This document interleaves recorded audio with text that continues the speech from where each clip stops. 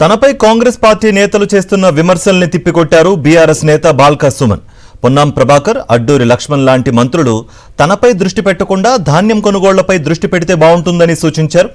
ఈ 3 సంవత్సరాల కాంగ్రెస్ పాలనలో సింగరేణిలో 15,000 కోట్ల రూపాయల కుంభకోణాలు జరిగాయని, వాటిపై ప్రశ్నిస్తే దాని నుంచి ప్రజల దృష్టి మళ్లించేందుకు తన వ్యాఖ్యల్ని హైలైట్ చేస్తున్నారని ఆరోపించారు బాల్కా సుమన్.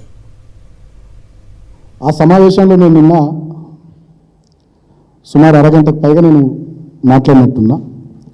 దాంట్లో కొన్ని నా వ్యాఖ్యలు ఇటు చేసి అటు చేసి ఫ్యాబ్రికేట్ చేసి కాంగ్రెస్ పార్టీ వాళ్ళు నిన్నంతా కూడా సోషల్ మీడియాలో వాళ్ళకు అనుకూలమైనటువంటి మీడియాలో తిప్పి కొన్ని పేపర్లలో కూడా వాళ్ళ రాపించినట్టున్నారు. సుమారు 15,000 కోట్ల కుంభకోణాలు సింగరేణిలో ఈ 3 సంవత్సరాల కాంగ్రెస్ పాలనలో జరిగినాయి. దీని సంగతి ఏందని నిన్న మా హరీష్ అన్న మాట్లాడిండు. కాంగ్రెస్ పార్టీ మంత్రులు రాష్ట్రంలో వడ్ల గురించి మాట్లాడారు, మక్కల గురించి మాట్లాడారు, మేము అడిగే ప్రశ్నలకు జవాబులు చెప్పారు. వాళ్ళు కూడా బిజీ ఉన్నారు. బాల్కా సుమన్ వెంటనే తక్షణమే అరెస్ట్ చేయాలట, కేసు పెట్టాలట. మీరు నా మీద పెట్టే దృష్టి మేము అడుగుతున్న సింగరేణి సంస్థ మనుగడ మీద పెట్టమని అడుగుతున్నా.